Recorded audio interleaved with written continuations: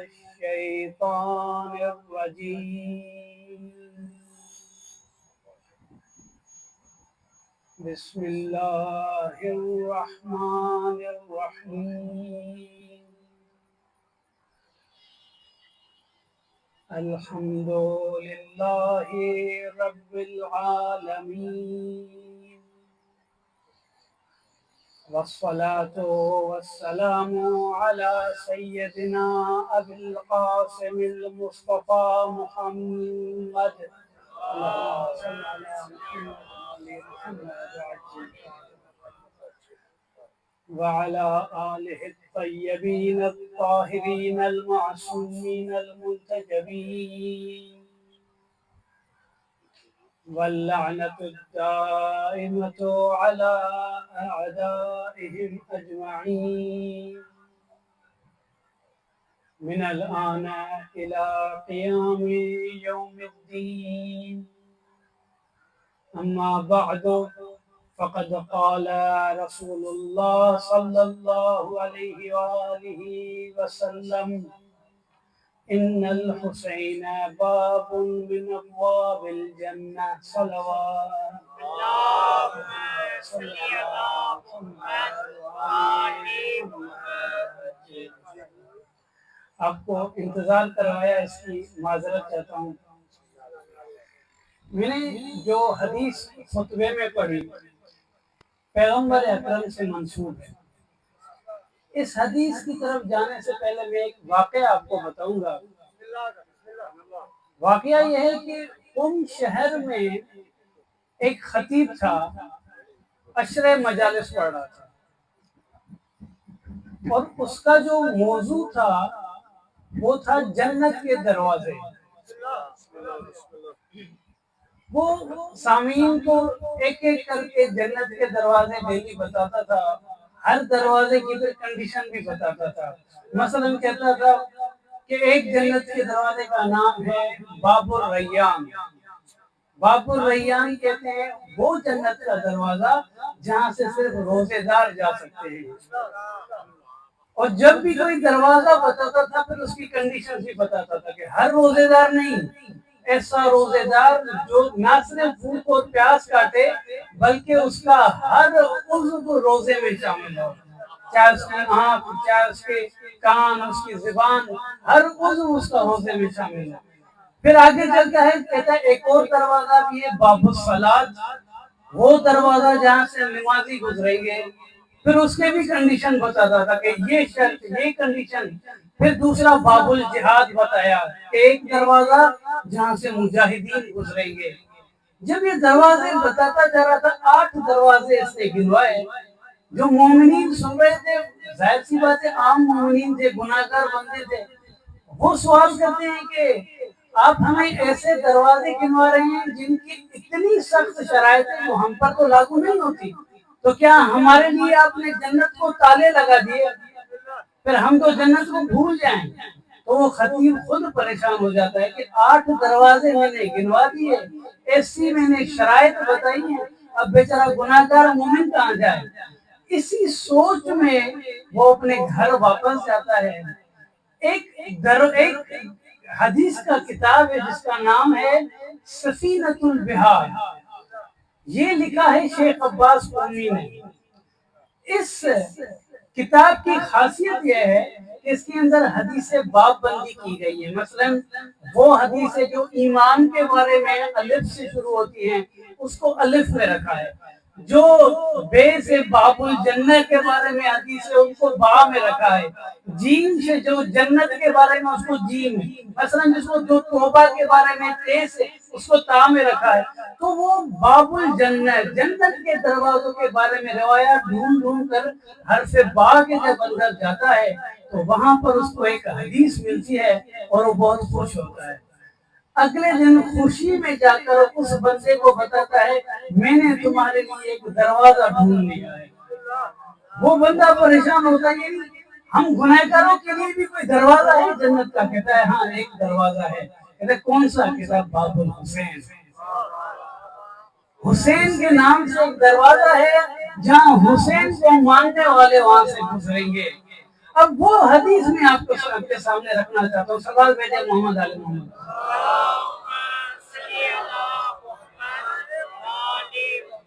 یہ حدیث پیغمبر سے ہے اور پیغمبر 4 اہم شخصیتوں کے کام بتاتے ہیں کہ اللہ نے ان 4 اہم شخصیتوں سے کیا کام لیے ہیں. پہلا بتاتے ہیں کہ اپنا بتاتے ہیں، پہلے بتاتے ہیں کہ بی انذر تم، کہ اللہ نے میرے ذریعے آپ لوگوں کو ڈرایا. اللہ نے میرے ذریعے آپ لوگوں کو ڈرایا. ابھی آپ کو کہیں گے کہ پیغمبر تو رحمت للعالمین ہے، پیغمبر تو دونوں عالموں کے لیے رحمت بن کر آئے، ڈرانے والی بات کہاں سے آ گئی؟ تو میں آپ کو قرآن کی آیات بتاتا ہوں جن میں پیغمبر کو ڈرانے والا قرار دیا گیا ہے، تبھی پیغمبر خود کو ڈرانے والا بتا رہے ہیں. مثلا آپ سورہ بقرہ کی آیت سنیں، فَإِنَّا أَرْسَلْنَاكَ بِالْحَقِّ بَشِيرًا وَنَذِيرًا، خدا نے مجھے ایک تو خوشخبری بتانے کے لیے بھیجا اور دوسرا ڈرانے والا بنا کر بھیجا. تو قرآن کہہ رہا ہے کہ پیغمبر کا ایک کام ڈرانے والا. کس چیز سے ڈرائیں گے؟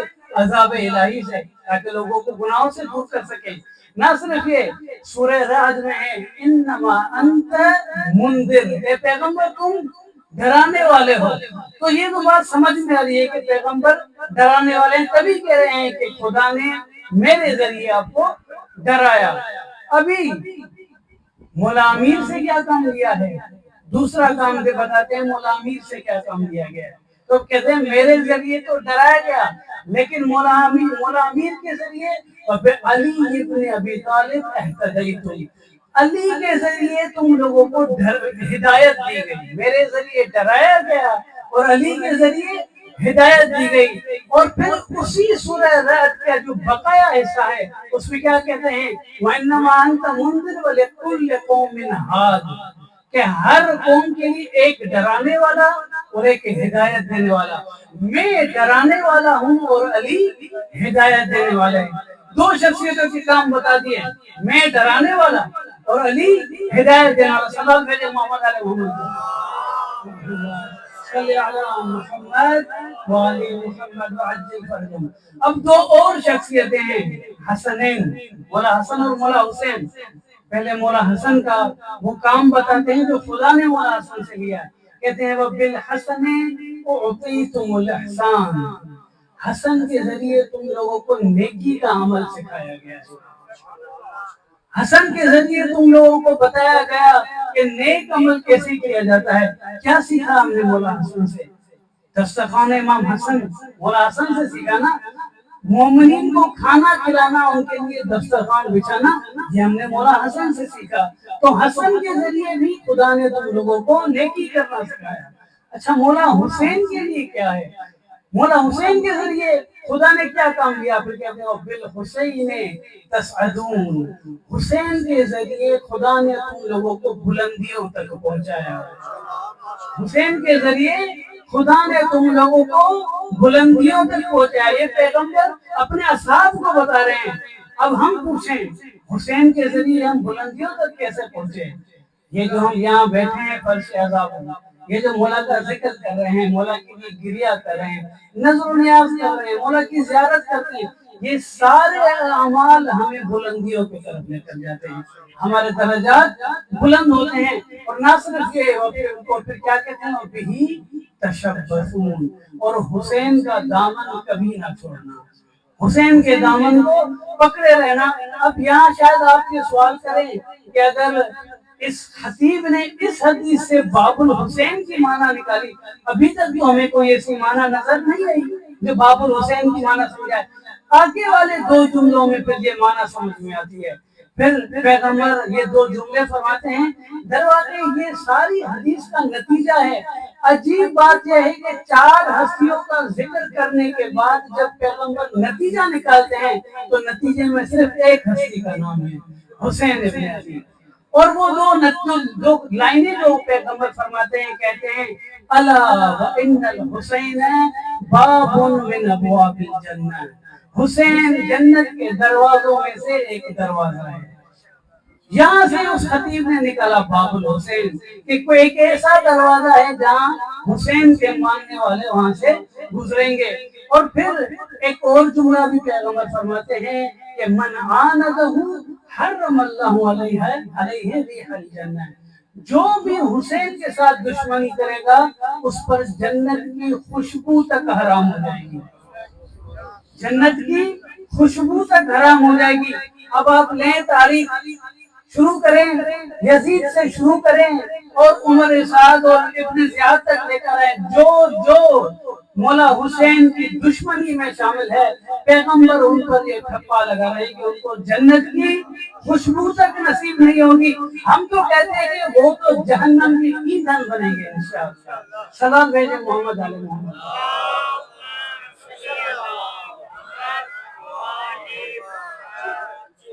ایک اور روایت وہ بھی پیغمبر سے، لیکن اس کی خاصیت یہ ہے کہ اس روایت کے نقل کرنے والے خود مولا حسین. مولا حسین پیغمبر سے حدیث نقل کر رہے ہیں. اب آپ خود بتائیں مولا نے پیغمبر کے ساتھ کتنے سال گزارے بچپن کے؟ 6 یا 7 سال گزارے نا. اور جب مولا نقل کر رہے ہیں تو مولا 5 سال یا 6 سال کے تھے. بچپن میں چھوٹے حسین جو بتا رہے ہیں کہ پیغمبر نے مجھے یہ کہا. اب یہ چھوٹے حسین کیا بتا رہے ہیں؟ کہہ رہے ہیں کہ اب میں یہ بھی بتا دوں کہ یہ روایت میں کہاں سے پڑھ رہا ہوں. یہ عیون اخبار اور رضا سے یہ روایت شیخ صدوق کی کتاب ہے جو کہ آج سے 1000 سال پہلے لکھی گئی یہ کتاب ہے. نقل کرنے والے جو سند شروع ہوتی ہے امام رضا علیہ السلام، اللہم صلی علی محمد و آل محمد. امام رضا سے سند شروع ہوتی ہے، ان کے اجداد سے ہو کر مولا حسین تک پہنچتی ہے، اور پھر مولا حسین پیغمبر سے روایت نقل کر رہے ہیں. چھوٹے حسین بتا رہے ہیں کہ دخلت علی رسول اللہ، میں جب چھوٹا تھا تو پیغمبر کی خدمت میں گیا. وعنده ابی بن کعب، وہاں پر بطور گواہ جلیل القدر صحابی ابی بن کعب بھی بیٹھے تھے. ابی بن کعب کون ہیں؟ دونوں فریقین ان پر اعتماد کرتے ہیں. یہ وہ شخص ہیں جو مفسر قرآن تھے، کاتب وحی تھے، جو بڑے قابل اعتماد شخص تھے، وہ بھی وہاں بیٹھے ہیں. اب مولا فرما رہے کہ جب میں گیا پیغمبر کی خدمت میں تو پیغمبر مجھے یہ کہتے ہیں کہ مرحبا بک یا ابا عبداللہ.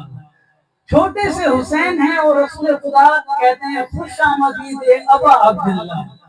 اب آپ کو پتا ہے کہ عربی میں جب کہا جائے ابا عبداللہ، ابا عبداللہ کب استعمال ہوتا ہے؟ جب کوئی بندہ شادی کرے، اس کو بچے ہو جائیں تو پھر اس والد کو بچوں کے نام سے اس لیے پکارا جاتا ہے تاکہ اس کا احترام رکھا جائے. لیکن ایک چھوٹا بچہ، نہ شادی ہے نہ بچے، پیغمبر ان کو کہہ رہے کہ خوش آمدید ابا عبداللہ. یہ اس کی کیا معنی ہے؟ 2 معنی اس کی ہو سکتی ہے. سلام بھیجے محمد علی محمد محمد والے محمد. 2 معنی ہو سکتی ہیں. یا تو پیغمبر اپنے علم غیب کے ذریعے مولا کو یہ بتا رہے ہیں کہ آگے چل کر ایک بیٹا تمہیں نصیب ہوگا جس کا نام عبداللہ ہوگا، اور میں ابھی سے تمہیں ابو عبداللہ کہہ رہا ہوں. اب آپ کہیں گے کون سا بیٹا جس کا نام عبداللہ تھا؟ تو میں آپ کو بتاؤں تاریخ میں شہزادہ علی اصغر کو عبداللہ رضی کے نام سے جانا جاتا ہے. یعنی وہ عبداللہ جو دودھ پیتا بچہ تھا، رضی کہتے ہیں دودھ پیتے بچے کو. علی اصغر، شہزادہ علی اصغر کا ایک نام عبداللہ تھا. ایک جواب یہ ہے کہ پیغمبر مولا کو بچپن میں ہی بتا رہے ہیں کہ تمہیں آگے چل کر علی اصغر نامی بیٹا نصیب ہوگا. یہ ایک جواب ہے. دوسرا جواب یہ ہے کہ پیغمبر نے جب مولا کو ابو عبداللہ کہا تو وہ مولا کی آنے والی عظیم قربانی کربلا کی، اس کو یاد کرتے ہوئے کہا کہ اے حسین، تم ایسی قربانی دو گے جس کی وجہ سے تم ہر حقیقی بندے کے معنوی باپ ہو، ہر حقیقی بندے کے معنوی باپ اور لیڈر ہو. تبھی ان کو ابو عبداللہ کہہ رہے ہیں. ہم امام زمانہ کو ابو صالح کہتے ہیں نا. کیا ہمیں پتا ہے کہ امام زمانہ کی کوئی گھر والی ہے اور ان کا بیٹا صالح ہے؟ ہمیں تو نہیں پتا، لیکن ہم ان کو ابو صالح کہتے ہیں نا. کیوں؟ کیونکہ وہ منجی آل محمد، ہمیں پتا ہے کہ اس منجی ہونے کی وجہ سے وہ ہر صالح شخص کے معنوی باپ ہے. تبھی ہم ابو صالح کہتے ہیں نا. ابو عبداللہ مولا حسین کو بھی اس وجہ سے کہا جا رہا ہے کہ اس عظیم قربانی کی وجہ سے اب ہر سچے بندے کے مانوی لیڈر ہیں. سوال بھیجے محمد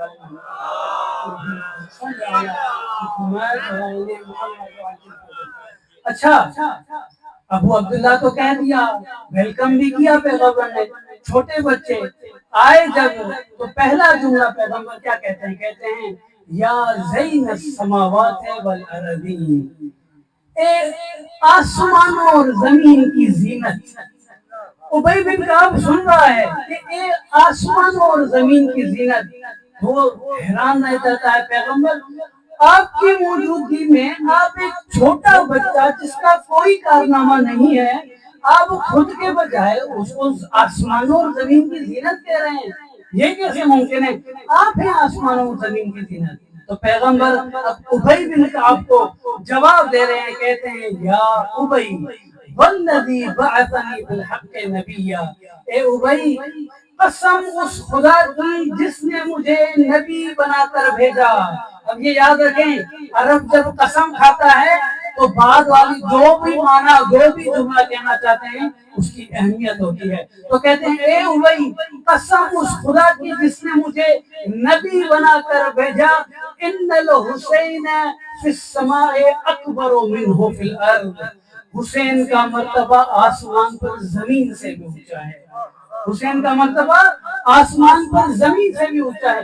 میں اس کو اپنے الفاظ میں ایسے بیان کروں کہ وہ پیغمبر کہنا چاہ رہے ہیں تم زمین والے تو حسین کو جانتے ہی نہیں ہو, حسین کو تو آسمان والے جانتے ہیں, تم زمین والے. تم لوگ اگر جانتے ہوتے تو حسین کے ساتھ یہ سلوک کرتے, کیا کوئی مولا حسین کی معرفت رکھتا, یہ سلوک کرتا؟ تم لوگ جانتے ہی نہیں ہو. اصل جو حسین کو جاننے والے ہیں وہ تو آسمان والے ہیں. اور پھر بتاتے ہیں کیوں میں کہہ رہا ہوں کہ آسمان پر حسین کا مرتبہ اونچا ہے. یہ جملہ فرماتے ہیں وَإِنَّهُ لَمَقْدُوبٌ عَنْ جَمِيعِ عَرْشِ اللَّهِ, خدا کے عرش کے دائیں طرف لکھا ہوا ہے کہ مصباح ہدن سفینۃ نجات امام خیر امام یمن وعز وفخر وعلم. یہ فضائل پیغمبر بتا رہے ہیں آپ کو کہ حسین وہ ہے کہ خدا کے عرش کے دائیں طرف لکھا ہوا ہے کہ یہ نجات کی کشتی بھی ہے, یہ ہدایت کا چراغ بھی ہے, یہ امام برکت ہے, امام خیر ہے, امام عزت ہے, امام علم ہے, امام فخر ہے. اسی وقت اصحاب کو یہ بتا دیا گیا کہ اگر آپ صرف مجھے مانتے ہیں اور اس بچے کو نہیں مانتے پھر یہ ایمان کسی کام کا نہیں ہے. سلوات بھیجے.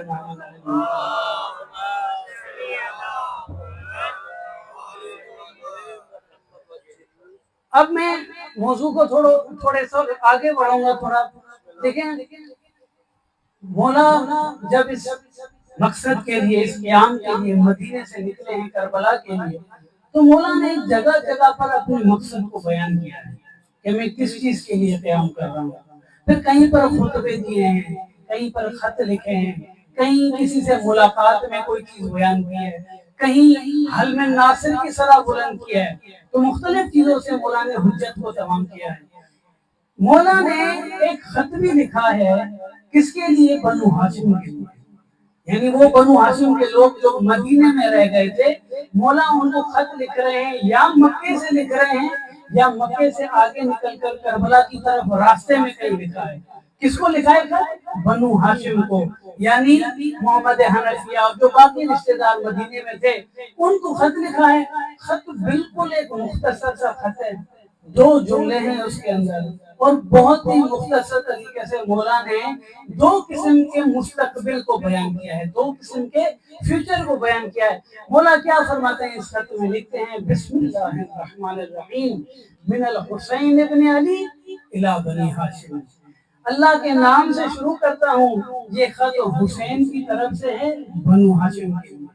پہلا جملہ کہتے ہیں فَإِنَّ مَنْ لَحِقَ بِي مِنْكُمْ اُسْتُشْهِدَ, جو بھی تم لوگوں سے آ کر میرے کاروان میں شامل ہو گیا اس کو شہادت نصیب ہوگی. کوئی لالچ نہیں دے رہے، یہ نہیں کہہ رہے کہ میں کربلا جا رہا ہوں، وہاں پر میں جنگ جیت جاؤں گا، حکومت بناؤں گا، پھر تمہیں فلاں عہدہ دوں گا، فلاں منصب دے دوں گا، فلاں جگہ کا گورنر بناؤں گا۔ نہیں، میں جس طرف جا رہا ہوں تم لوگوں میں سے جو بھی میرے کاروان میں شامل ہوا اس کو شہادت نصیب ہوگی۔ کلیئر بات کر رہے ہیں۔ اور پھر دوسرا جملہ کہتے ہیں وَمَن تَخَلَّفَ عَنِّي لَمْ يَبْلُغِ الْفَتْحَ وَالسَّلَامَ۔ ختم، یہاں پر لیٹر ختم۔ کہا کہ اور پھر تم لوگوں میں سے جو میرے کاروان میں شامل نہیں ہوتا اس کو کامیابی نصیب نہیں ہوگی، یعنی آخرت میں کامیابی نصیب نہیں ہوگی اور شہادت سے محروم ہو جائے گا۔ واضح بات بتا رہے ہیں، دو فیچر بتا رہے ہیں کہ جو میرے ساتھ آیا اس کے فیوچر میں شہادت ہے، اور جو میرے ساتھ نہیں آیا وہ شہادت سے محروم ہو جائے گا۔ دیکھیں، حد سے ہٹ کر یہ ایک جنرل بات ہے کہ امام وقت جب کسی پر حجت تمام کر لے، یعنی کسی کو یہ بتا دے کہ مجھے تم لوگوں کی مدد کی ضرورت ہے، اور پھر حجت تمام بھی کر لے، پھر چاہے خط کے ذریعے، خطبے کے ذریعے، ملاقات کے ذریعے یا حلم ناصر کی صلاح کے ذریعے، ایک بار اگر وہ حجت تمام ہو گئی اور وہ پھر شامل نہ ہوا اس لشکر میں تو پھر وہ قصوروار ہے، یقیناً وہ قصوروار ہے۔ اگر حجت تمام ہو جائے اور اس کے پاس وقت بھی ہو، فرصت بھی ہو پہنچنے کی، لیکن پھر بھی نہیں پہنچتا تو وہ قصوروار ہے۔ اور اگر مولا کے لشکر کے بجائے عمر سعد کے لشکر میں شامل ہو جائے وہ تو اور بھی بدتر ہے نا، اس سے اور کیا بدتر۔ اب جو لوگ عمر سعد کے لشکر میں شامل ہو گئے، کبھی آپ نے سوچا ہے کہ ان کا اس دنیا میں کیا حشر ہوا؟ آخرت میں تو وہ جہنم کے ایندھن بنیں گے، وہ تو یقینی بات ہے، لیکن خدا دنیا میں بھی دکھاتا ہے، برے اعمال کی سزا دنیا میں بھی دکھاتا ہے۔ یہ بھی ایک موضوع ہے کہ ان لوگوں کا دنیا میں کیا حشر ہوا۔ یہاں اس موضوع کی طرف آنے سے پہلے میں ایک چیز آپ کو بتاؤں کہ صلی اللہ علیہ وسلم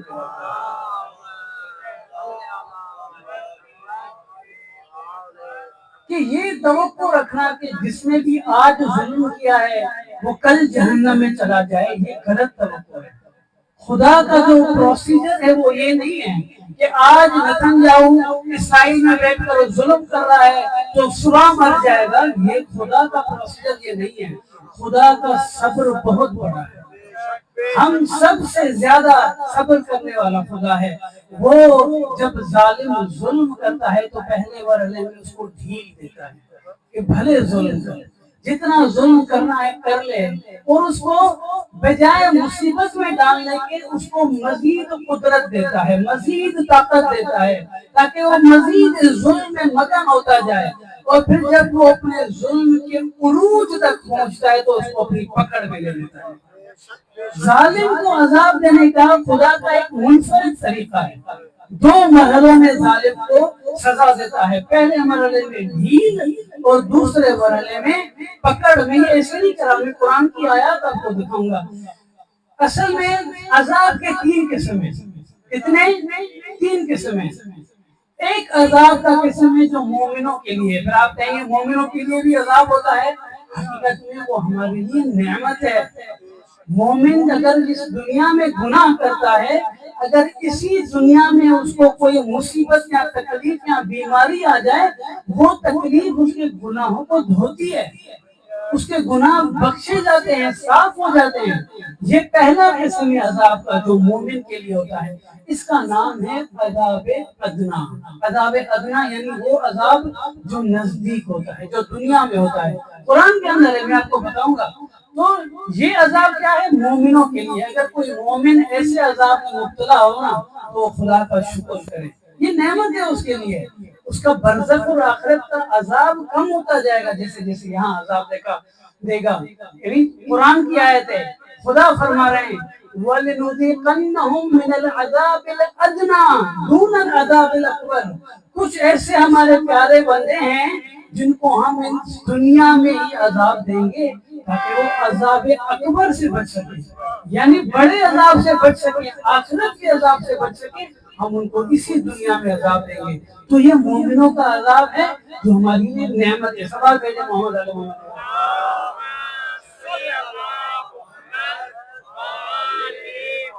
ابھی تک میں مومنوں کے عذاب کی بات کر رہا ہوں. باقی دو قسم ظالموں کے ہیں. میں آپ کو واقعہ بتاؤں. پیغمبر کے دور میں ایک شخص مدینے میں ایک نامحرم لڑکی کا پیچھا کر رہا تھا. نامحرم لڑکی کا پیچھا کر رہا تھا. اس وقت جو ان کے گھر ہوتے تھے نرم مٹی کے بنے ہوتے تھے, اور کیونکہ نرم مٹی کے بنے ہوتے تھے تو کبھی کوئی چیز پھنس جاتی تھی دیوار میں, کبھی کوئی ہڈی پھنس جاتی تھی, کبھی کوئی اور چیز. تو سوال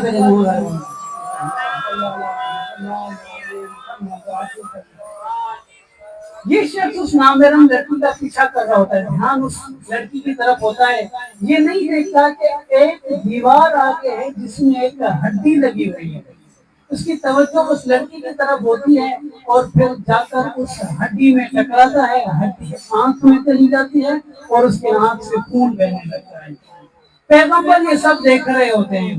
وہاں پر جبرائیل ایک آیت لے کر آتے ہیں. آیت کون سی ہے؟ سورہ نور کی آیت ہے کہ بسم اللہ الرحمن الرحیم قل للمؤمنین یغضوا من ابصارہم ویحفظوا فروجہم. ارے مومنوں کو بتا دو, پیغمبر کو خدا فرما رہے ہیں کہ مومنوں کو بتا دو کہ جب کسی نامحرم لڑکی کو دیکھیں تو اپنی نظروں کو جھکا دیں. جب کسی نامحرم لڑکی کو دیکھیں تو اپنی نظروں کو جھکا دیں. اسی سے وہ پاک دامن رہیں گے. اسی میں ان کی بہتری ہے. یعنی ایک حجاب تو اس لڑکی پر واجب ہے کہ وہ حجاب کرے, لیکن وہ چاہے حجاب کرے نہ کرے, ایک حجاب مرد کے لیے بھی ہے. اور وہ کیا ہے کہ جب نامحرم کو سامنے آئے تو وہ اپنی نظروں کو جھکا دے. یہ حجاب ہے کس کے لیے؟ مرد کے لیے. خدا فرماتے ہیں اسی سے یہ مرد پاک دامن ہوگا اور اسی میں اس کی بھلائی ہے. یہ آیت نازل ہوتی ہے, پیغمبر جاتے ہیں اس نوجوان سے ملتے ہیں, کہتے ہیں اے نوجوان تم کتنے خوش نصیب ہو, اے نوجوان تم کتنے خوش نصیب ہو. وہ نوجوان پریشان ہو جاتا ہے کہ مجھے تو بھی چوٹ لگی ہے, خون میری آنکھوں سے جاری ہے, اور آپ کہہ رہے ہیں میں خوش نصیب ہوں. تو پیغمبر فرماتے ہیں اللہ تمہیں پسند کرتا ہے تبھی تمہیں گناہ سے روکنے کے لیے تمہاری آنکھ کو ایک ہڈی میں لگا دیا.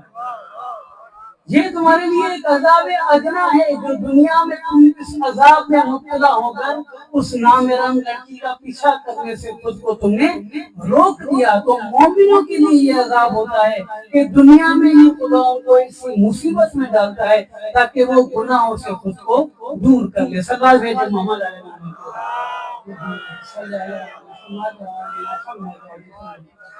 چھٹے امام محمد صادق علیہ السلام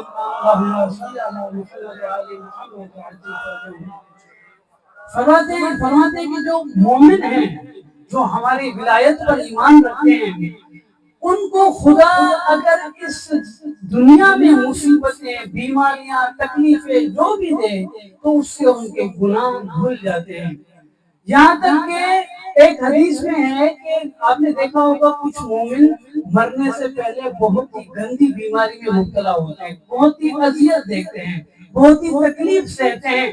ایسے مومنوں کے لیے روایت میں ہے کہ اگر ایسی بہت سنگین بیماری میں یہ مومن اگر صبر کر لے, یعنی بجائے اس لیے کہ شکوہ کرے صبر کر لے, تو روایت میں ہے کہ یومن ولدتہ امہ, یہ مومن ایسے بن جائے گا جیسے ابھی ابھی اپنی ماں کے پیٹ سے نکلا ہے, سارے اس کے گناہ دھل جائیں گے. تو مومن جب اس دنیا میں تکلیف دیکھے, چاہے بیماری کی صورت میں, چاہے کسی بھی مصیبت کی صورت میں, اس سے گناہ اس کے دھل جاتے ہیں.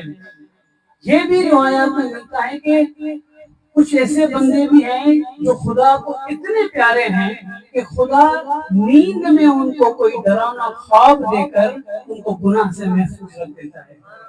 روایت میں ہے, چھٹے امام سے روایت ہے اللہم صلی علی محمد وآل محمد وعجل فرجہم, کہ کوفے کا شخص امام کے پاس آتا ہے. امام کو کہتا ہے میں کوفے سے ہوں, میں ایک بار سو رہا تھا, نیند میں کوفے شہر سے, یعنی خواب میں دیکھ رہا تھا کہ میں کوفے شہر سے باہر نکلا ہوں. ایک بندہ جو خود لکڑی کا بنا تھا اس کا گھوڑا بھی لکڑی کا بنا تھا، اس کے ہاتھ میں تلوار تھی اور وہ اس گھوڑے کے اوپر زمین کے ارد گرد گھوم رہا تھا۔ میں یہ خواب دیکھ کر ڈر کے بیٹھ گیا کہ یہ کس قسم کا خواب ہے، لکڑی کا بنا ہوا ایک پتلا، لکڑی کا بنا ہوا گھوڑا۔ امام اس کو دیکھ کر کہتے ہیں کیا تم کسی شخص کو دھوکا دینا چاہ رہے ہو؟ یہ کہنا ہوتا ہے، وہ بندہ کہتا ہے اے امام میں گواہی دیتا ہوں آپ علم کے سر چشمہ ہیں، آپ کو کیسے پتا چلا کہ میں ایک شخص کو دھوکا دینے والا تھا؟ کسی بندے خدا نے مجھے ایک چیز دی ہوئی تھی کہ یہ میرے لیے بیچو، مجھے کوئی خریدار نہیں مل رہا تھا تو میں نے سوچا کہ میں کم دام میں یہ خرید لوں تاکہ مجھے فائدہ اور اس سے نقصان ہو، لیکن کیونکہ اب آپ نے مجھے بتا دیا اب میں اس کو دھوکا نہیں دوں گا۔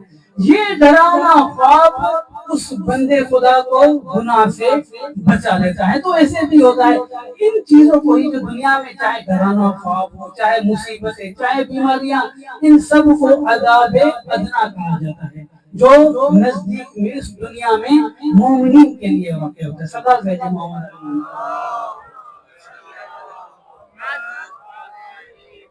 اب دوسرا قسم عذاب استدراج، وہ عذاب جس میں ظالموں کو ڈھیل دی جاتی ہے، فرصت دی جاتی ہے، مزید ان کو طاقت دی جاتی ہے، بھلے ظلم کرو۔ میں کیوں یہ عذاب کی اقسام بتا رہا ہوں؟ میں چاہتا ہوں کہ آپ آئیں اور دیکھیں کہ جو کربلا میں ظالم تھے ان کے ساتھ کیا ہوا۔ دوسرا قسم کیا ہے؟ ڈھیل دینا۔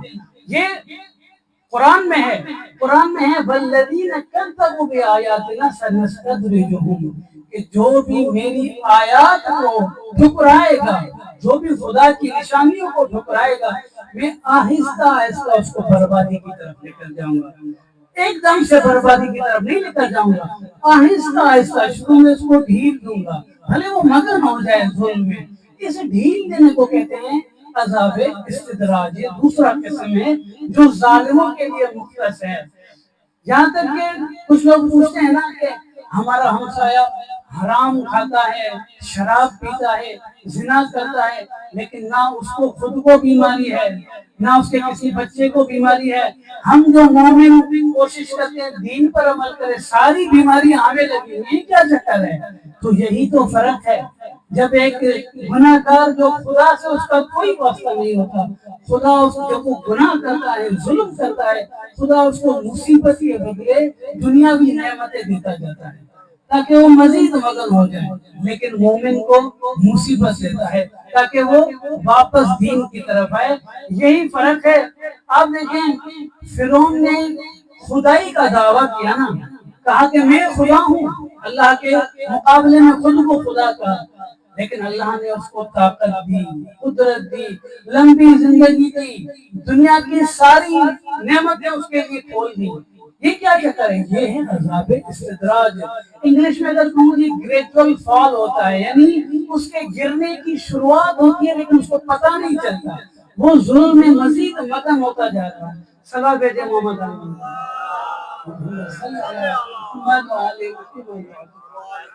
اس کے بارے میں بھی قرآن کی آیت ہے۔ میں ہر عذاب کی دلیل قرآن سے دے رہا ہوں، قرآن کی آیت ہے فَلَمَّا نَسُوا مَا ذُكِّرُوا بِهِ فَتَحْنَا عَلَيْهِمْ أَبْوَابَ كُلِّ شَيْءٍ، کہ جب یہ لوگ میری نصیحتوں کو بھلا دیتے ہیں، ہم دنیا کی ساری نعمتوں کے دروازے اس کے لیے کھول دیتے ہیں۔ اللہ ہمارا سوال ہے آپ سے، وہ آپ کی نصیحتوں کو بھلا رہے ہیں، وہ ظلم کر رہے ہیں، وہ گناہ کر رہے ہیں، اور آپ قرآن میں کہہ رہے ہیں کہ میں ان کے لیے دنیا کی ساری نعمتوں کے دروازے کھول دوں گا۔ یہ کیا ہے؟ یہی وہ عذاب استدراج ہے کہ ان کو ڈھیل دی جاتی ہے۔ اور آپ پھر دیکھیں، ایک مثال دیتا ہوں تاکہ یہ واضح ہو جائے کہ مومن اور ظالم کے لیے خدا کی دو مختلف روشیں کون سی ہیں۔ ایک ہی اسکول ہے جس کے اندر دو شاگرد پڑھ رہے ہیں، ایک اسکول دو شاگرد۔ ایک شاگرد جب پڑھائی سے دور ہوتا ہے تو ٹیچر بجائے اس کے کہ اس کو پنشمنٹ دے، اس کو پکنک پر بھیج دے، بجائے اس کے کہ اس کو سزا دے، اس کو نارنگ کا گھن بھیج دے، مثلا اس کو گھومنے کے لیے بھیج دے۔ اور پھر جب وہ پڑھائی سے دور ہو رہا ہے اس کے لیے پیرنٹس ٹیچر میٹنگ بھی نہیں بلاتا۔ دوسرا شاگرد ہے وہ جیسے ہی پڑھائی سے دور ہوتا ہے اس کو پنش کرتی ہے ٹیچر، اس کو پکنک پر اس کی پابندی لگا دیتی ہے، اس کو سزا دیتی ہے۔ اب یہ دونوں اسٹوڈنٹس ہیں، ایک نہیں پڑھ رہا وہ پکنک میں جا رہا ہے، اور ایک نہیں پڑھا تو اس کو سزا مل رہی ہے۔ اب آپ خود بتائیں، جو نہ پڑھنے کے باوجود اس کو پنش نہیں کیا جا رہا، جب امتحان ہوگا تو وہ فیل ہوگا، ظاہر سی بات ہے، کیونکہ اس کو پنش تو نہیں کیا جا رہا۔ لیکن جب دوسرا اسٹوڈنٹ جب وہ نہیں پڑھتا تو پھر خدا اس کو جب ٹیچر اس کو سزا دے رہا ہے تو پھر وہ امتحان میں پاس ہوگا۔ یہی فرق ہے مومن اور ظالم میں۔ جب ظالم ظلم کرتا ہے تو بجائے اس کے کہ خدا اس کو مصیبت میں ڈالے، اس کو ڈھیل دیتا ہے، لیکن جب مومن کوئی گناہ کرے اس کو مصیبت میں ڈال کر مزید اس کو تکلیف میں اس لیے ڈالتا ہے تاکہ وہ دین کی طرف واپس ہے۔ صدا بھیجے مومن۔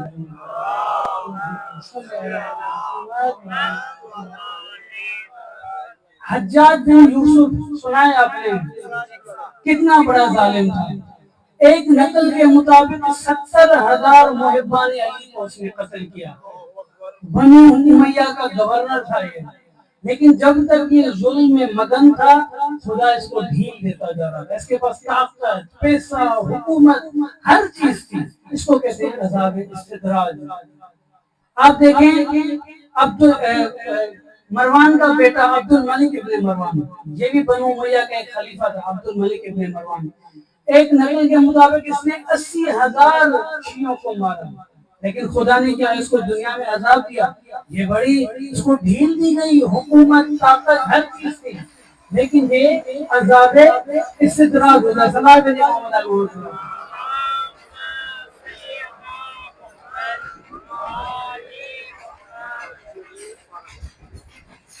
لیکن پھر ایک ایسا وقت آتا ہے جب ان ظالموں کو خدا اپنی پکڑ میں لے لیتا ہے۔ یہ ہے عذاب کا تیسرا قسم۔ پہلا ادنا مومن کے لیے، دوسرا تھا عذاب استدراج، ظالم کا پہلا مرحلہ۔ اب ظالم کا دوسرا مرحلہ ہے کہ عذاب استحصال۔ اس میں کیا اس کے لیے استحصال ہوتا ہے، یعنی کیا خدا اس کو اپنی پکڑ میں لے لیتا ہے، اور اچانک اپنی پکڑ میں لے لیتا ہے۔ پھر آپ اس ظالم کا حشر دیکھیں، اس کا کیا حشر ہوتا ہے۔ مثلا ہم دیکھیں جو میں نے اوپر آیت پڑھی نا کہ جب آپ خدا کی نصیحتوں کو بھول جائیں تو خدا آپ کے لیے سارے دروازے دنیا کے کھول دیتا ہے۔ اسی آیت کا دوسرا حصہ ہے کہ حتی اذا فرحوا بما اوتوا اخذناهم بغتة، اور جب یہ ظلم کے اندر مگن ہو جاتے ہیں، خوش ہوتے ہیں، تو ایک دم سے اللہ ان کو اپنی پکڑ میں لے لیتا ہے۔ یہ ہے عذاب استحصال، کہ پہلے ڈھیل اور پھر اللہ کی پکڑ میں آ جاتا ہے۔ آپ دیکھیں فرعون کا مثال لے لیں، فرعون نے کتنا ظلم کیا، پہلے اس کے لیے ڈھیل تھی، لیکن پھر ایک ایسا وقت آیا جب اسی فرعون سے جب حضرت موسیٰ اپنے لوگوں کو، بنی اسرائیل کو لے کر جا رہے تھے اور سمندر کے نزدیک پہنچے تو عصا کے ذریعے سمندر سے راستہ نکالا گیا، عصا کے ذریعے سمندر سے راستہ نکالا گیا۔ حضرت موسیٰ اپنے ساتھیوں کے ساتھ گزر گئے، لیکن جب فرعون پہنچے تو وہی فرعون جب اسی سمندر میں اترتا ہے، عذاب اس کے اوپر آتا ہے سمندر کی صورت میں، اور استحصال ایک ہی پکڑ میں خدا اس کو اپنی پکڑ میں لے لیتا ہے۔ یہی نہیں، دوسری آیت میں خدا فرعون کو کہتا ہے کہ ہم نے تم کو غرق بھی کیا ہے، اور اب ہم تمہاری لاش کو عبرت کا نشانہ بنائیں گے۔ اور پھر آج تک اس کی ممی جو اس سے منسوب ہے، آج بھی محفوظ ہے میوزیم میں، اس کی جو تحقیق کی گئی اس کی ممی سے نمک ملا، وہ نمک آج تک نشانی ہے کہ اس کو خدا نے سمندر میں غرق کر دیا۔ اس کو کہتے ہیں عذاب استحصال، کہ ایک دم سے خدا اپنی اللہم صلی علی محمد وعلی محمد۔ اب ہم آ گئے اپنے آخری مرحلے، تقریر کے آخری مرحلے پر، کہ یہ جو پکڑ ہے خدا کی جو ظالم کو دوسرے مرحلے میں نصیب ہوتی ہے، یہ بنو امیہ کے لوگوں کو کیسے نصیب ہوئی۔ 5 لوگوں کے میں آپ کو مثال بتاؤں گا، 2 کربلا کے بعد کے ہیں لیکن ان کا بھی تعلق بنو امیہ سے، یعنی بنو امیہ کے گورنر سے۔ 3 کا تعلق کربلا سے ہے۔ پہلا شخص حجاج بن یوسف۔ حجاج بن یوسف، اس نے ایک مومن کو شہید کیا تھا جس کا نام تھا سعید بن جبیر۔ سعید بن جبیر امام سجاد علیہ السلام اللہم صلی علی محمد و آل محمد وعجل فرجہم کا ایک باوفا صحابی تھا، بزرگ آدمی تھا، تابعی تھا۔ پتہ ہے تابعی کس کو کہتے ہیں؟ جو اصحاب کو دیکھ چکے ہیں اس کو تابعی کہتے ہیں۔ یقیناً بزرگ آدمی تھا، مومن تھا، مولا سے باوفا تھا۔ عبید اللہ اس نے حجاج بن یوسف نے اس کو قتل کیا۔ یہ جب دیکھتا تھا سعید بن جبیر کے بس اب میری شہادت نزدیک ہے، تو اپنی شہادت سے پہلے ایک دعا کرتا ہے۔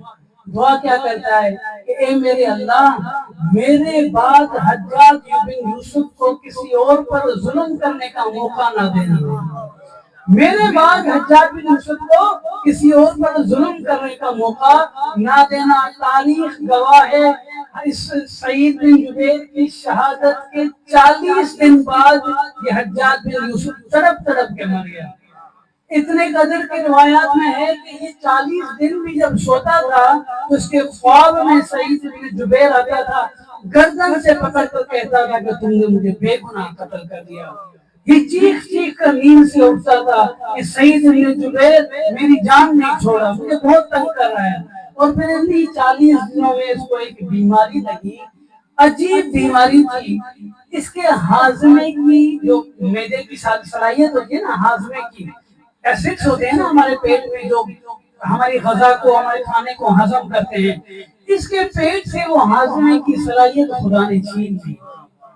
وہ جو ایسڈز جو ہمارے ایک نارمل انسان کے اندر ہوتے ہیں وہ ختم ہو گئے، اس کا پیٹ ٹھنڈا پڑ گیا، اتنا ٹھنڈا کہ یہ لوگوں کو کہتا تھا کہ آگ کے شعلے لے کر آؤ، میرے پیٹ کو مارو، اتنا میرا پیٹ ٹھنڈا ہے۔ شعلے آگ میں مارتے تھے لیکن اس کو کچھ محسوس نہیں ہوتا تھا، اتنا اس کا پیٹ ٹھنڈا ہو گیا تھا۔ اور پھر طبیبوں نے ایک گوشت کے ٹکڑے کو دھاگے میں باندھ کر اس کے حلق سے نیچے اس کے پیٹ میں ڈالا، اور پھر جب اس گوشت کے ٹکڑے کو باہر نکالا اس گوشت کے ٹکڑے میں کیڑے پڑ گئے تھے، یعنی اس کے پیٹ میں کیڑے جمع ہو گئے تھے۔ ایسی بیماری تڑپ تڑپ کر وہ مر گیا، وہ ملعون حجاج بن یوسف۔ یہ ایک نمونہ۔ دوسرا عبد الملک ابن مروان، یہ مروان کا بیٹا عبد الملک، اس کو کیا ہوا؟ اس کو ایک عجیب بیماری ہوئی، طبیبوں نے اس کے لیے پانی کو زہر قرار دیا کہ اگر اس کو پانی دو گے تو یہ مر جائے گا، اور ہوا بھی ایسا، جب اس کو پانی دیا تو وہ مر گیا، اور پھر اس کا نام رکھا مران۔ عبد الملک ابن مروان کے بجائے مران کہہ دیا اس کو۔ مران پتہ ہے کس درخت کو کہتے ہیں؟ مران اس درخت کو کہتے ہیں جو پانی دینے سے مر جاتا ہے، ایک عجیب قسم ہے درخت کا۔ کچھ درخت عام طور پر ایسے ہوتے ہیں پانی دو تو خشک کرتے ہیں، پانی نہ دو تو خشک ہو جاتے ہیں، لیکن ایک قسم ہے درخت کا پانی نہ دو تو خشک کرتا ہے، پانی دو تو خشک ہو جاتا ہے۔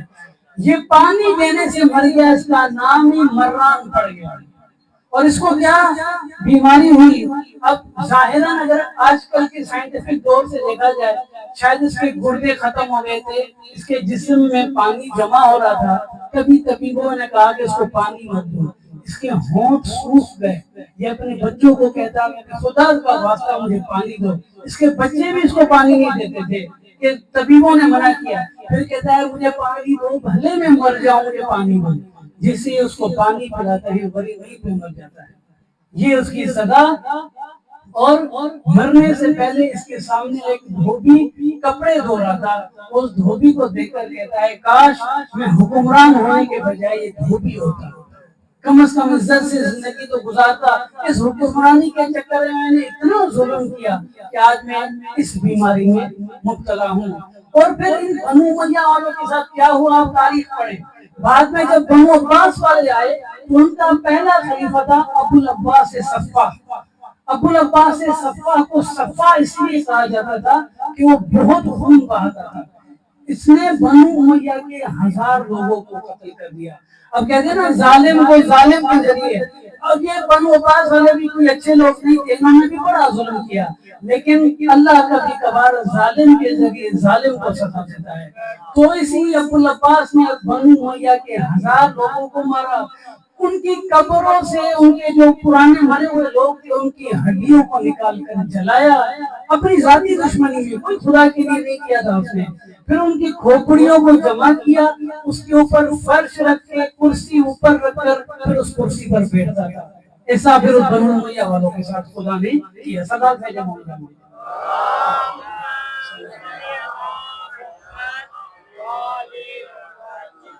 اب ایک اور شخصیت بتاؤں جس کا تعلق کربلا سے ہے، ملعون عمر ابن سعد۔ عمر ابن سعد کے ساتھ کیا ہوا آپ کو پتا ہے؟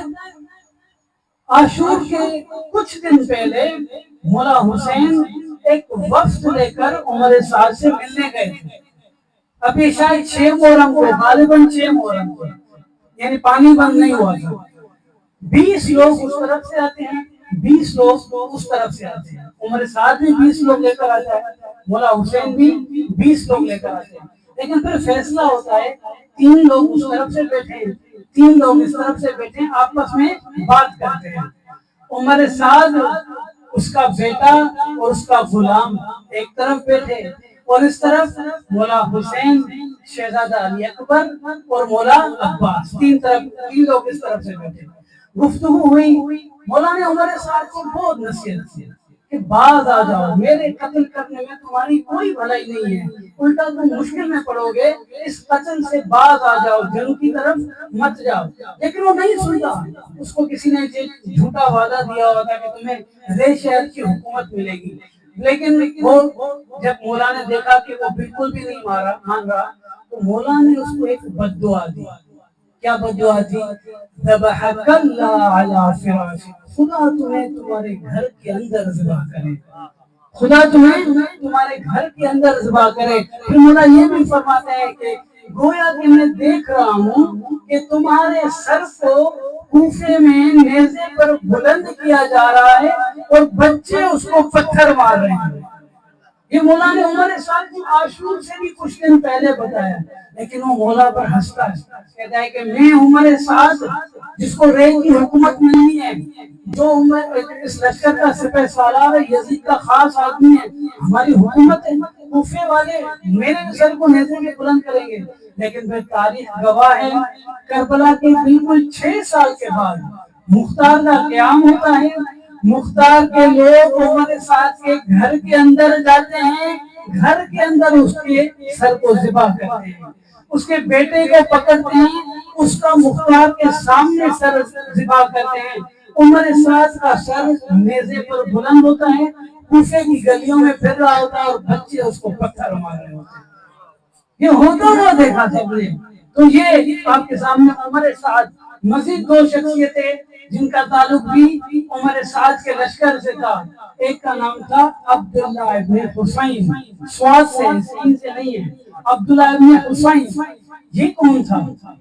فرات تک نہ پہنچنے کے لیے عمر سعد نے 4000 لوگوں کو وہاں پر کھڑا کیا تھا کہ کوئی فرات تک نہ پہنچ پائے۔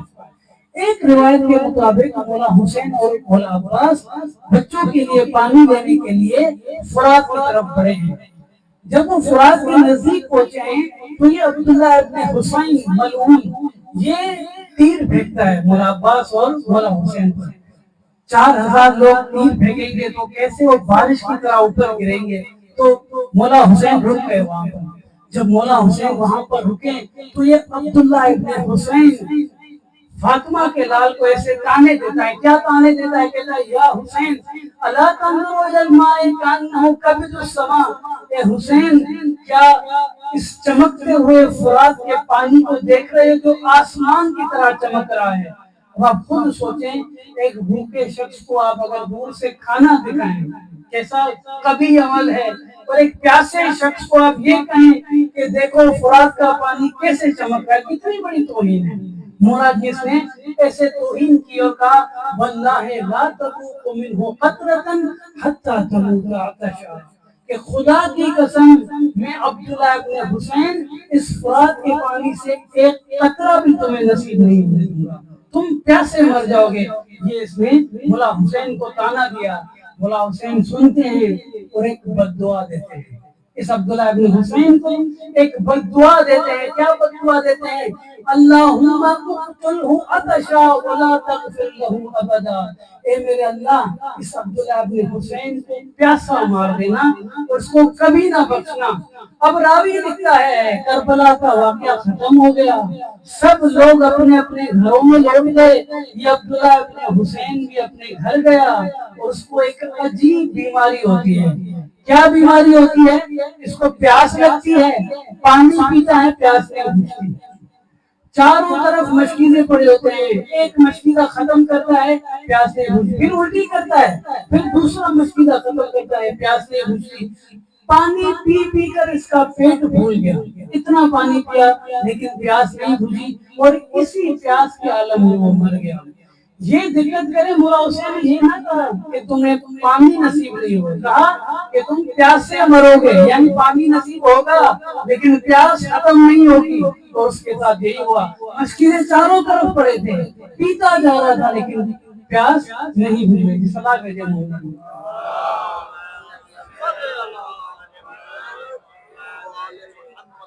آپ سوچ رہے ہوں گے کہ واقعی کوئی اتنا پست بھی ہو سکتا ہے کہ ایک پیاسے کو کہے کہ دیکھو پانی کیسے آسمان کی طرح چمک رہا ہے.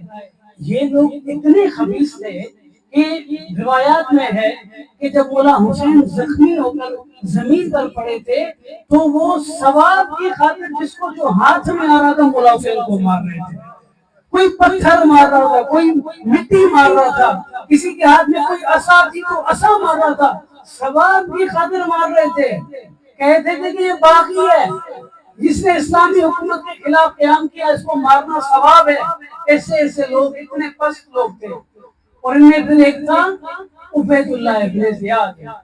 آپ کو پتا ہے اس کے ساتھ کیا ہوا؟ عبید اللہ ابن زیاد کے حکم پر عصر عاشور 61 ہجری کو عمر ساتھ مولا حسین کے سینے پر سوار ہو کر مولا کو ذبح کرتا ہے نا, بالکل اس کے 6 سال کے بعد ابراہیم اشتر اس عبید اللہ ابن زیاد کے سینے پر سوار تھا اور اس کو ذبح کرتا تھا. یہ اس کا حشر ہوا. کتنے سال کا فرق؟ 6 سال کا فرق. کہاں؟ اس نے کربلا میں مولا حسین کو ذبح کروایا. موصل کے اندر ابراہیم اشتر نے عصر عاشور کے وقت ہی کربلا کے 6 سال کے بعد اس کے سینے کے اوپر بیٹھ کر عبید اللہ ابن زیاد کا سر کاٹا اور وہ سر بھیجا کوفے کے لیے. اور وہی دربار جہاں پر ابن زیاد مولا حسین کا سر رکھ رہا تھا 61 ہجری میں, اسی دربار میں عبید اللہ ابن زیاد کا سر پیش ہوا اور کرسی پر عبید اللہ ابن زیاد کی جگہ پر مختار بیٹھا تھا. وہ سر سامنے رکھا جاتا ہے. اب آپ دیکھیں خدا کیسے استحصال کرتا ہے, کیسے اپنی پکڑ میں لیتا ہے. وہ جگہ جہاں پر کبھی فرزند رسول کا سر تھا, اسی جگہ عبید اللہ ابن زیاد کا سر ہے.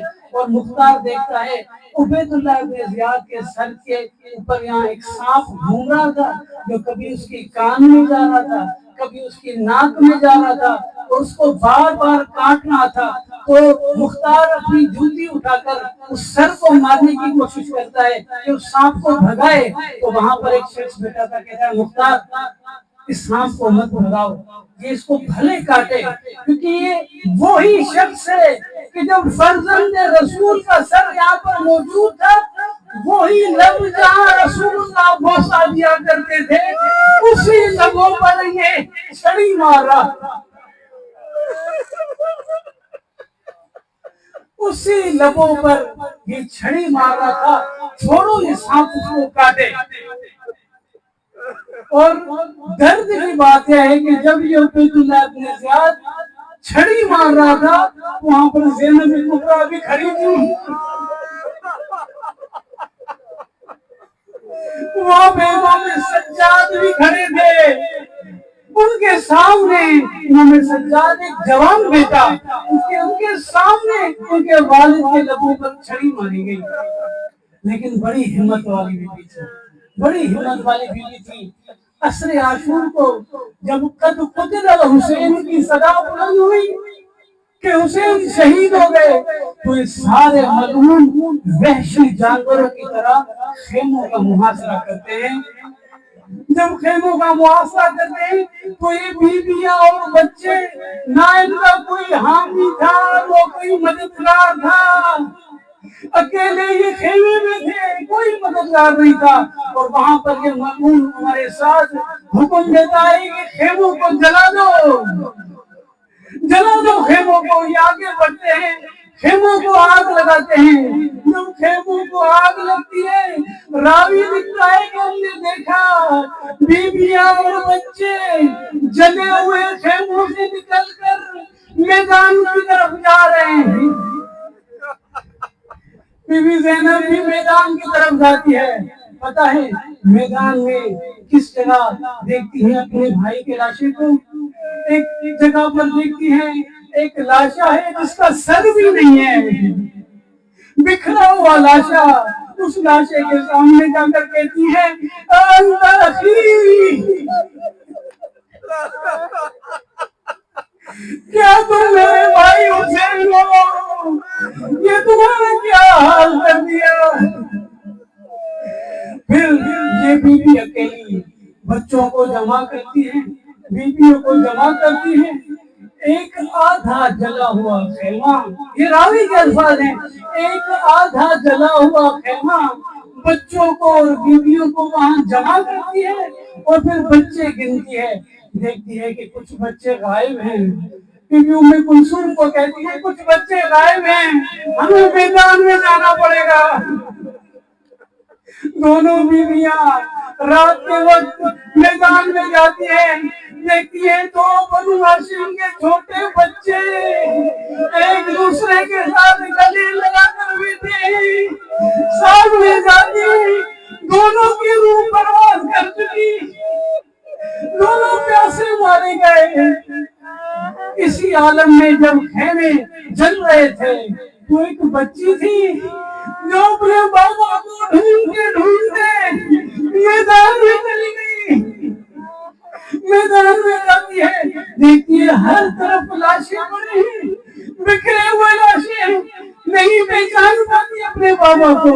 کہتی ہے بابا آپ کہاں ہیں؟ میں آپ کو گلے لگنا چاہتی ہوں۔ راوی کہتا ہے ہم نے سنا ایک کٹے ہوئے گلے سے آواز آئی یا بنیا الیہ الیہ انا ہوں بیٹی، میں ادھر ہوں میرے پاس آؤ۔ راوی کہتا ہے ہم نے دیکھا بچی بھاگتی ہوئی اپنے آپ کو اس لاشے پر گرا دیتی ہے۔ جب لاشے پر گرا دیتی ہے تو راوی یہ الفاظ نقل کرتا ہے کس سے؟ بی بی جو چھوٹی بچی ہے اپنے بابا کے سر کو وہاں دیکھتی ہے۔ راوی کہتا ہے وہ کہتی ہے کہ فجعلت تبکی وتمسح الدم ان من منہرہ، کہ راوی کہتا ہے کہ بچی روتے ہوئے اپنے بابا کے سر کو اٹھاتی ہے، اپنے بابا کی گردن کا خون صاف کرتی ہے، اپنے بابا کی گردن کا خون صاف کرتی ہے، اور کہتی ہے یا ابتا امتی زینب اسرت، میری بھوپھی زینب کو کنیز بنا دیا گیا،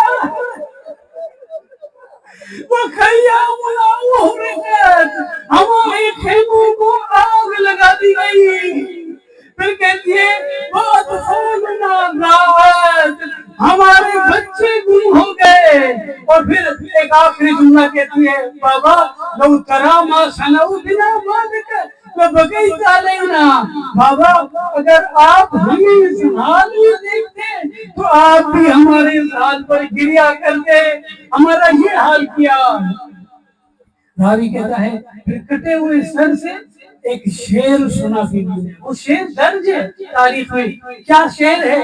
مولا فرماتے ہیں شیعتی ما ان شربتم عذب ماء فاذکرونی، میرے شیعوں جب میٹھا پانی پیو تو مجھ حسین کو یاد کرنا، میرے شیعوں جب میٹھا پانی پیو تو مجھ حسین کو یاد کرنا، اور سمعتم بغریب او شہید فانظرونی، جب کسی پردیسی یا شہید کا ذکر سنو تو مجھ حسین پر گریا کرنا۔ پھر کہتی ہے وَأَنَا السِّبْتُ الَّذِي مِنْ غَيْرِ جُرْمٍ قَتَلُونِي، میں وہ پیغمبر کا نواسا ہوں جس کو بغیر کسی جرم کے قتل کر دیا گیا۔ اور پھر امام فرماتے ہیں وَبِجُرْدِ الْخَيْلِ بَعْدَ الْقَتْلِ عَمْدًا سَحَفُونِي، میرے قتل کے بعد میرے لاشوں پر گھوڑے دوڑائے گئے، میرے لاشوں بکھر گیا۔ دن گزرتے ہیں اور یہ قافلہ دمشق پہنچتا ہے۔ جب یہ قافلہ دمشق پہنچتا ہے تو بیویوں کو ایک ایسی جگہ پر رکھا جاتا ہے جس کی چھت بھی نہیں تھی۔ راوی کہتا ہے کہ جب دن ہوتا تھا تو دھوپ اندر جاتی، دھوپ اندر پڑتی تھی اوپر، حتیٰ کہ شیخ شدو کے مطابق شام کے سفر میں دھوپ لگنے کی وجہ سے بچوں کی کھالیں تک جل گئی ہیں۔ اتنی تکلیف بچوں نے دیکھی۔ اسی دمشق میں ایک رات یہ چھوٹی بچی نیند سے اٹھتی ہے، روتے روتے اپنی پھوپھی اماں کو کہتی ہے پھوپھی اماں میں نے خواب میں اپنے بابا کو دیکھا، خون میں رنگین تھے اور مجھے کہہ رہے تھے سکینہ میرے بعد تم نے بہت مصیبت دیکھی ہے، میرے بعد تم نے بہت مصیبت دیکھی ہے۔ اور یہ جملے سننے سے بیویاں گریہ کرنا شروع کرتی ہیں اور صدا یزید تک پہنچتی ہے۔ یزید اپنے خادموں سے پوچھتا ہے یہ کون رو رہا ہے، یہ کون گریہ کر رہا ہے؟